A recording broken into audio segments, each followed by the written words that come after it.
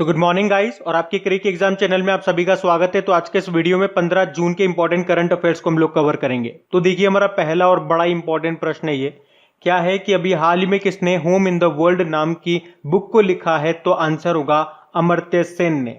तो नोबेल पुरस्कार विजेता अमर्त्य सेन ने अपना मेमोयर यानी कि संस्मरण लिखा है जिसका नाम है होम इन द वर्ल्ड। अच्छा, मेमोयर का मतलब क्या होता है? तो स्वयं व्यक्ति के द्वारा लिखी गई यादों का एक संग्रह उसे कहते हैं मेमोयर।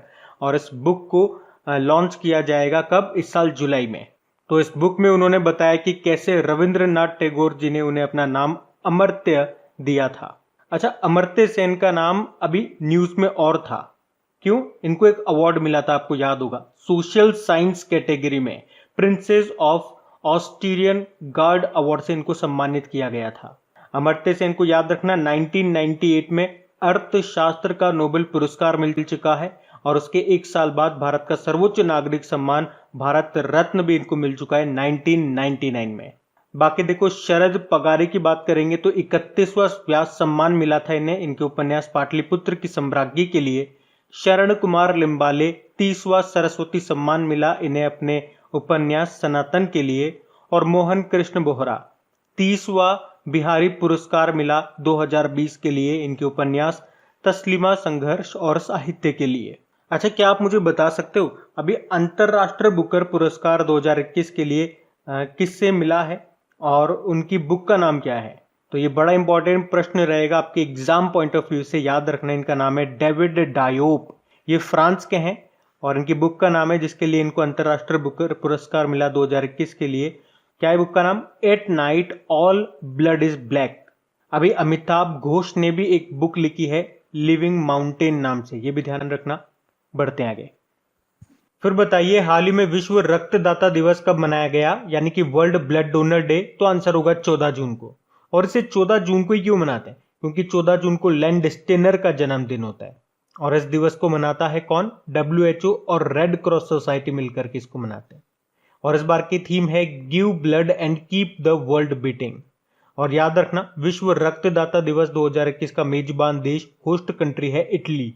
तो इंपॉर्टेंट डे वाला क्वेश्चन है। तो चलिए एक बार फिर से रिवाइज करते हैं जून में अभी तक जितने भी इंपॉर्टेंट डे हम मना चुके हैं। तो देखो, 1 जून को वर्ल्ड मिल्क डे के रूप में हमने मनाया। 1 जून को ही ग्लोबल डे ऑफ पेरेंट्स मनाया जाता है। 2 जून को तेलंगाना का स्थापना दिवस होता है। 3 जून को वर्ल्ड बाइसिकल डे मनाया। 5 जून को वर्ल्ड एनवायरनमेंट डे मनाया। फिर 7 जून को वर्ल्ड फूड सेफ्टी डे, विश्व खाद्य सुरक्षा दिवस मनाया। 8 जून को वर्ल्ड ओशियन डे, विश्व महासागर दिवस मनाया। 9 जून को विश्व प्रत्यायन दिवस, वर्ल्ड एक्रेडिटेशन डे मनाया। 12 जून को भी बाल श्रम के खिलाफ विश्व दिवस यानी कि world day against child labour के रूप में मनाया था। और अभी 13 जून को अंतरराष्ट्रीय रंगहीनता जागरूकता दिवस, इंटरनेशनल एल्बिनिज्म अवेयरनेस डे के रूप में मनाया। तो जून के ये सारे डेज अभी तक हम मना चुके हैं। हर बार मैं आपको रिवाइज कराता हूं और ये आपको अब याद हो जाने चाहिए। बढ़ते आगे। फिर देखिए अगला प्रश्न है, हाल ही में किस बैंक ने घर घर राशन कार्यक्रम को शुरू किया है? तो आंसर होगा IDFC फर्स्ट बैंक ने। तो अभी IDFC फर्स्ट बैंक ने अपने कम आय वाले ग्राहकों जिनकी इनकम कोविड-19 से प्रभावित हुई है उनके लिए एक ये घर घर राशन कार्यक्रम को शुरू किया है। अब ये कार्यक्रम है क्या? तो इसमें बैंक के जो कर्मचारी हैं वो अपनी इनकम में से योगदान देंगे और एक ग्राहक कोविड देखभाल कोष स्थापित करेंगे ताकि 50,000 कोविड प्रभावित कम आय वाले, कम इनकम वाले IDFC फर्स्ट बैंक के ग्राहकों की मदद की जा सके, जिससे उनके रोजमर्रा की जो चीजें हैं जैसे कि चावल, आटा, दाल, चीनी, नमक, तेल, इस तरह की चीजों से उनकी मदद करने की कोशिश की जा रही है। IDFC फर्स्ट बैंक की बात करेंगे, स्थापना इसकी 2015 में हुई है। मुंबई में हेडक्वार्टर है और उसके वर्तमान CEO हैं V वैद्यनाथन। अभी HDFC की बात करें तो इसने स्मार्टअप उन्नति कार्यक्रम को शुरू किया।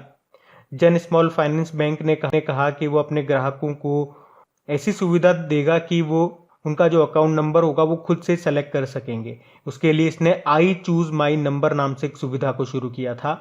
इक्विटास स्मॉल फाइनेंस बैंक अभी NRI ग्राहकों को ऑनलाइन खाता खोलने की सुविधा देने वाला ये पहला स्मॉल फाइनेंस बैंक बना है। तो आप ये याद रखना, IDFC फर्स्ट बैंक ने शुरू किया घर घर राशन कार्यक्रम। अच्छा, घर घर राशन कार्यक्रम से एक योजना मैं आपसे पूछता हूं, घर घर औषधि योजना, बताओ ये किस राज्य सरकार ने शुरू की है? कमेंट बॉक्स में टाइप करके बताओ। बढ़ते आगे।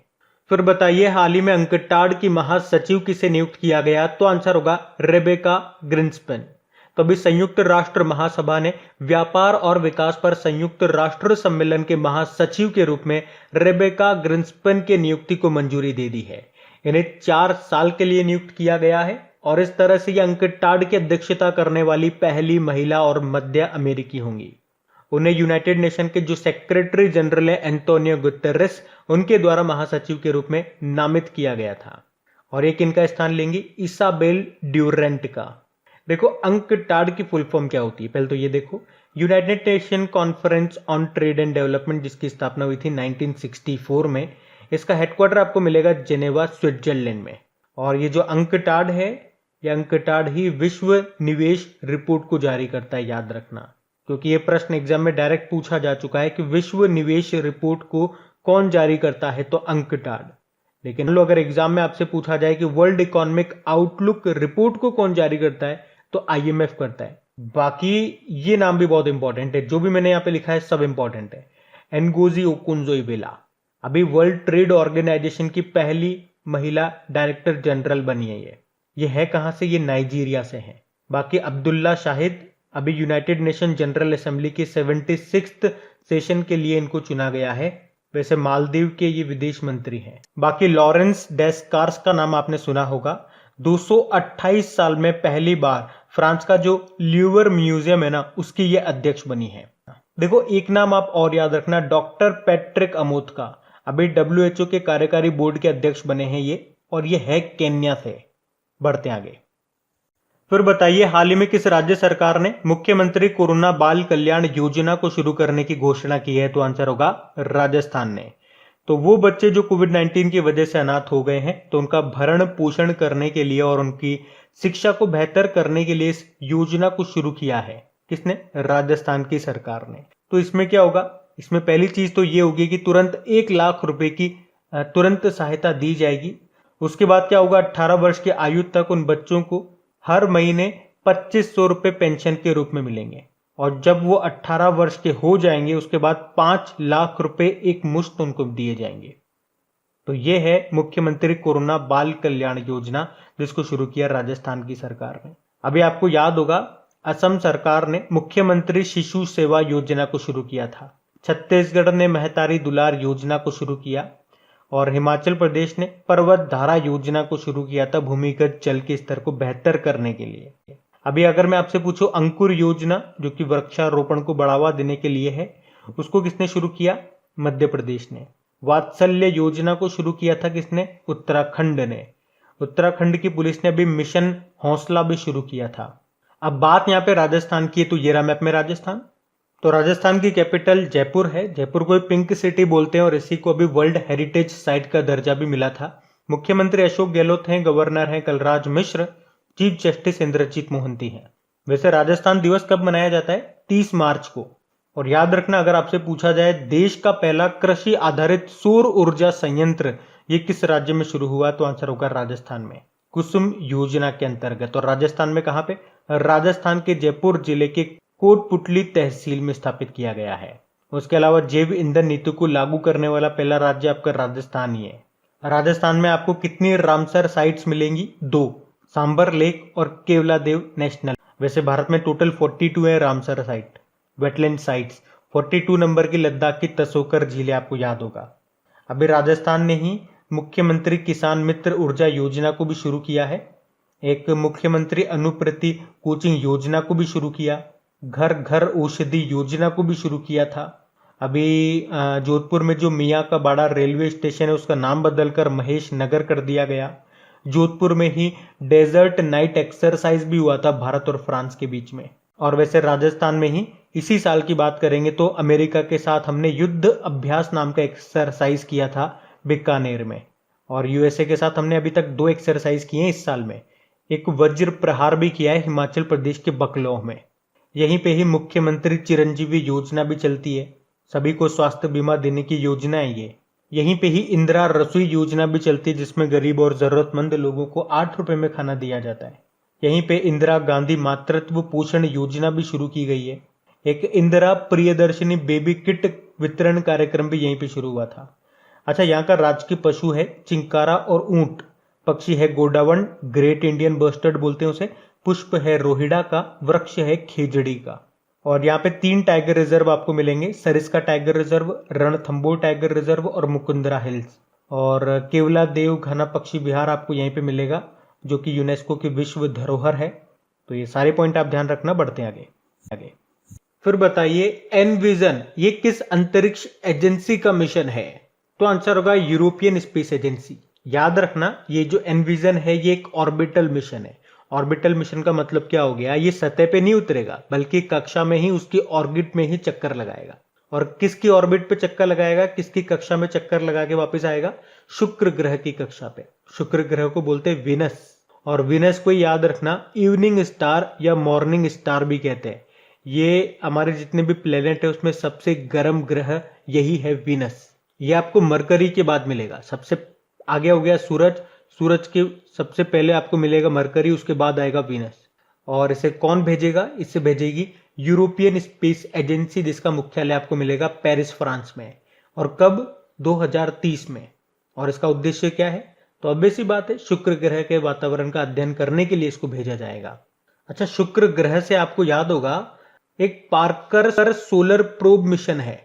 ये जो मिशन है ये सूर्य का अध्ययन करने के लिए सूर्य की तरफ जा रहा था, और इसको शुक्र ग्रह से पहली बार प्राकृतिक सिग्नल प्राप्त हुए थे। उसके अलावा अगर मैं आपसे पूछूं कि होप मिशन ये किसका है? ये यूनाइटेड अरब अमीरात का एक मंगल मिशन है। चलो ये प्रश्न बताओ आप कि होप पोर्टल जो है ये भारत के किस राज्य ने शुरू किया था? Hope portal. बाकी तियानवेन फर्स्ट मिशन ये चाइना का मंगल मिशन है। ये वैसे भी मंगल की सतह पे उतर चुका है, और इसके साथ जो रोवर गया था ना, उसका नाम क्या है? उसका नाम है जुरोंग। और नासा का कौन सा रोवर मंगल की सतह पर उतरा था? Perseverance rover. और इसके साथ एक हेलीकॉप्टर भी गया था जिसने उड़ान भी भरी थी पहली बार, उसका नाम है इंजीन्यूटी। और बताइए नासा ने एक मैगेलन मिशन भेजा था, किसके अध्ययन के लिए? शुक्र के लिए ही, वीनस के लिए। तो ये भी ध्यान रखना। बढ़ते आगे। फिर बताइए हाल ही में हुई जीएसटी काउंसिल की 44वीं बैठक में ब्लैक फंगस की दवा जो है एम्फेटोरेसिन बी, इस पर कितने प्रतिशत टैक्स लगाने का निर्णय लिया गया? तो आंसर होगा 0%। 0% के स्लॉट पे रखा है इसे। तो अभी हमारे जो वित्त मंत्री है, फाइनेंस मिनिस्टर निर्मला सीतारमण, उनकी अध्यक्षता में ये 44वीं बैठक का आयोजन किया गया। और इसमें ब्लैक फंगस की जो दवा है, कौन सी दवा? एम्फेटेरिसिन बी, इसको 0% जीएसटी के अंदर लेकर के आए हैं। इसके अलावा इस बैठक में बोला गया कि कोविड-19 की जो भी वैक्सीन हो गई, या जो भी वेंटिलेटर हो गए, कोविड-19 टेस्टिंग किट हो गई, ऑक्सीजन कॉन्सेंट्रेटर हो गए, इन सब पे 5% जीएसटी लगेगा। बाकी एम्बुलेंस हो गई, उस पे 12% जीएसटी लगेगा। अभी तक 28% लगता था उस पे। और ये जितने भी चेंजेस किए गए हैं ये 30 सितंबर 2021 तक लागू रहेंगे। अच्छा, ब्लैक फंगस का टेक्निकल नेम क्या है? क्या कहते हैं? और उसको तो उसे कहते हैं म्यूकोरमाइकोसिस। जबकि व्हाइट फंगस को क्या कहते हैं? कैंडिडियासिस। तो ये भी आप ध्यान रखना इनके नाम भी। देखो बात यहाँ पे जीएसटी की है। जीएसटी मतलब होता है गुड्स एंड सर्विस टैक्स। कुछ इंपॉर्टेंट क्वेश्चन मैं आपको यहाँ से बताता हूँ जो आपके स्टैटिक बन के आ सकते हैं एग्जाम में। तो मान लो अगर आपसे एग्जाम में पूछा जाता है कि जीएसटी से संबंधित संविधान संशोधन कौन सा है, तो आंसर होगा 101वां संविधान संशोधन। जीएसटी लागू कब हुआ था? 1 जुलाई 2017 में। इसीलिए 1 जुलाई को हम जीएसटी दिवस के रूप में भी मनाते हैं। अच्छा बताइए जीएसटी ये किस समिति की सिफारिश पर लागू हुआ? तो विजय केलकर समिति। और याद रखना जीएसटी परिषद का जो उल्लेख है ये संविधान के किस अनुच्छेद में है? 279A। ये जीएसटी परिषद, जीएसटी काउंसिल एक संवैधानिक संस्था है, कॉन्स्टिट्यूशनल बॉडी है, और संविधान में इसका उल्लेख है कहाँ पे? अनुच्छेद 279A में। ये ध्यान रखना। और जीएसटी परिषद के अध्यक्ष कौन होती है? मैंने आपको बताया वित्त मंत्री होती है, जो कि वर्तमान में है निर्मला सीतारमण। और ये जो जीएसटी परिषद है इसका मेन काम क्या होता है? जीएसटी की दरों को निर्धारित करना। चलो कुछ और भी प्रश्न देख लेते हैं यहाँ से। अगर आपसे पूछा जाए कि विश्व में जीएसटी सबसे पहले कहाँ पे लागू हुआ था, तो फ्रांस में 1954 में। भारत में तो आपको बता ही दिया ये 1 जुलाई 2017 को लागू हुआ था, इसलिए 1 जुलाई को जीएसटी दिवस मनाते हैं हम लोग। लेकिन भारत में सबसे पहले जीएसटी किस राज्य में लागू हुआ? तो याद रखना असम में, और सबसे लास्ट में जम्मू कश्मीर में। उसके अलावा भारत का जो जीएसटी है ये किस देश के मॉडल पर आधारित है पूछा जाएगा तो कनाडा के मॉडल पे।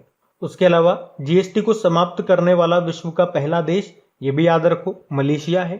तो ये काफी सारे इंपॉर्टेंट पॉइंट्स मैंने आपको बताया, इनको ध्यान रखना। बढ़ते हैं आगे। फिर बताइए अभी हाल ही में किस संस्थान के प्रोफेसर ने विस्फोट प्रतिरोधी हेलमेट के लिए एनएसजी पुरस्कार जीता है? तो आंसर होगा आईआईटी रुड़की। तो आईआईटी रुड़की के मैकेनिकल इंजीनियरिंग के असिस्टेंट प्रोफेसर हैं ये, क्या नाम है? शैलेश गोविंद गणपुले। और इनको भी विस्फोट प्रतिरोधी हेलमेट बनाने के लिए एनएसजी काउंटर आईईडी और काउंटर टेररिज्म इनोवेटर अवार्ड 2021 से सम्मानित किया गया है। बाकी देखो आईआईएससी बेंगलुरु, अभी ये न्यूज में था, आपको याद होगा Times Higher Education Asia university ranking 2021-22 आई थी, उसमें भारत में टॉप पे था आईआईएससी बेंगलुरु, जो कि इसकी लिस्ट में 37 नंबर पे था। वैसे भी क्यूएस वर्ल्ड यूनिवर्सिटी जो रैंकिंग आई थी उसमें हमने पढ़ा था कि रिसर्च के मामले में टॉप पे रहा है पूरे विश्व में आईआईएससी बेंगलुरु। पूरे विश्व में बात कर रहा हूं, टॉप पे रहा है रिसर्च के मामले में ये। बाकी आईआईएम अहमदाबाद, अभी centre for world university ranking 2021-22 आई, उसमें भारत में ये टॉप पे था। और वैसे इसकी पूरी लिस्ट में ये 415वें नंबर पे था। टॉप पे तो हार्वर्ड यूनिवर्सिटी था इसमें। और अभी जो क्यूएस वर्ल्ड यूनिवर्सिटी रैंकिंग आई थी उसमें भारत में टॉप 200 में 3 यूनिवर्सिटी थे, जिसमें भारत में टॉप पे था आईआईटी बॉम्बे, जो इसकी पूरी लिस्ट में 177 नंबर पे था।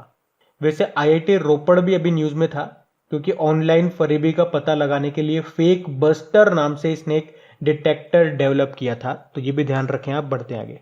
बताइए हाल ही में विश्व बुजुर्ग दुर्व्यवहार जागरूकता दिवस कब मनाया गया? World Elder abuse awareness day. तो आंसर होगा 15 जून को। और ये जो दिन है ये दुर्व्यवहार और पीड़ित बुजुर्गों के लिए आवाज उठाने के लिए मनाया जाता है। अच्छा, थीम याद रखो आप इसकी थीम है एक्सेस टू जस्टिस, न्याय तक पहुंच। और देखो बुजुर्गों से रिलेटेड एक और डे मैंने आपको बताया है, international day of older person, वो हम 1 अक्टूबर को मनाते हैं। और ये है world Elder abuse awareness day, जो 15 जून को मनाते हैं। बाकी जून के सारे इंपॉर्टेंट डेज का तो मैं आपको रिवीजन करा ही चुका हूं स्टार्टिंग में। चलो यहाँ पे एक प्रश्न हो जाए, एक छोटा सा प्रश्न हो जाए। आप लोग बताइए, अभी जून का ही प्रश्न पूछूंगा, जो वर्ल्ड फूड सेफ्टी डे था, विश्व खाद्य सुरक्षा दिवस जो हमने 7 जून को मनाया, उसकी थीम क्या थी? थीम बता दो आप। और थीम अगर नहीं आ तो दूसरा प्रश्न आपके लिए ये है कि वर्ल्ड फूड डे कब मनाया जाता है? ये तो बहुत सिंपल रहेगा, ये बता दो। बढ़ते आगे। फिर बताइए हाल ही में आयुष मंत्रालय ने किस नाम से एक एप्लीकेशन को लॉन्च किया है अभी? तो आंसर होगा नमस्ते योग। तो अभी आयुष मंत्रालय ने 7वें अंतरराष्ट्रीय योग दिवस के लिए एक शुरुआती कार्यक्रम का आयोजन किया। और ये जो कार्यक्रम है ये आयुष मंत्रालय ने मोरारजी देसाई राष्ट्रीय योग संस्थान के सहयोग से आयोजित किया है। और इस बार का जो ये इंटरनेशनल योगा डे है, जो हम ये मनाते कब है इंटरनेशनल योगा डे? 21 जून को। इसकी थीम रहने वाली है be with yoga, be at home. और अभी इसी कार्यक्रम के अंतर्गत आयुष मंत्रालय ने नमस्ते योगा नाम से एक मोबाइल एप्लीकेशन को लॉन्च किया है, जिसका उद्देश्य क्या है? योग के बारे में जागरूकता बढ़ाना। वैसे आयुष मंत्रालय के हमारे राज्य मंत्री कौन है? श्रीपद येसो नायक हैं। अच्छा, आयुष में इन सबका अलग अलग मतलब है हर लेटर का, जिससे कि ए मतलब होता है आयुर्वेदा, वाई मतलब होगा योगा एंड नेचुरोपैथी, यू मतलब यूनानी हो गया, एस मतलब सिद्धा हो गया, एच मतलब होम्योपैथी हो गया। और इसी तरह से आपको याद होगा अभी हिमाचल प्रदेश सरकार ने आयुष घर द्वार योजना को शुरू किया था। और अभी राजस्थान ने घर घर औषधि योजना को शुरू किया था। हरियाणा ने आयुर्वेदिक टेलीमेडिसिन सुविधा को शुरू किया था। और आयुष नाम से तो एक दवा भी अभी न्यूज में थी, आयुष 64। वैसे तो ये मलेरिया की दवा है, लेकिन कोविड-19 के इलाज में भी इसका इस्तेमाल हो रहा था, तब ये न्यूज में थी। तो ये ध्यान रखना आप। बढ़ते आगे। फिर बताइए अभी हाल ही में इक्रा ने वित्त वर्ष 2021-22 के लिए भारत की जीडीपी ग्रोथ रेट कितना रहने का अनुमान लगाया है? तो आंसर होगा 8.5%। तो घरेलू क्रेडिट रेटिंग एजेंसी है ये इक्रा, और इसने अभी हाल ही में वित्त वर्ष फाइनेंशियल ईयर 2021-22 के लिए भारत की जीडीपी ग्रोथ रेट 8.5% रहने का अनुमान लगाया है। इक्रा का हेडक्वार्टर आपको गुड़गांव में मिलेगा और इसका स्वामित्व मूडीज कॉरपोरेशन के पास है। तो बात करेंगे कल के वीडियो में पूछे गए प्रश्न के उत्तर की। तो कल के वीडियो में आपसे पूछा था कि किस भारतीय मूल की पत्रकार ने 2021 के लिए पुलित्जर पुरस्कार जीता है? तो आंसर होगा मेघा राजगोपालन ने। किस कैटेगरी में? इंटरनेशनल रिपोर्टिंग कैटेगरी में ये अवार्ड जीता है। और देखो सिंपल सा प्रश्न पूछा भी जा सकता है यहाँ से कि ये जो पुलित्जर पुरस्कार है किस क्षेत्र से संबंधित है, तो पत्रकारिता से संबंधित है। पत्रकारिता जगत का सबसे बड़ा पुरस्कार माना जाता है इसको। और देता कौन है? यूएसए के द्वारा दिया जाता है। कितनी श्रेणियों में पूछ लेगा तो 22 श्रेणियों में दिया जाता है। इस बार का ये 105वां पुलित्जर पुरस्कार था। आप सभी ने प्रश्न का बिल्कुल सही उत्तर दिया। और गाइज अगर सेशन अच्छा लगा है तो इसे लाइक जरूर करना और अपने दोस्तों के साथ में जो भी आपका स्टडी ग्रुप हो गया व्हाट्सएप, फेसबुक या टेलीग्राम, वहां पे इसे एक बार शेयर जरूर कर देना।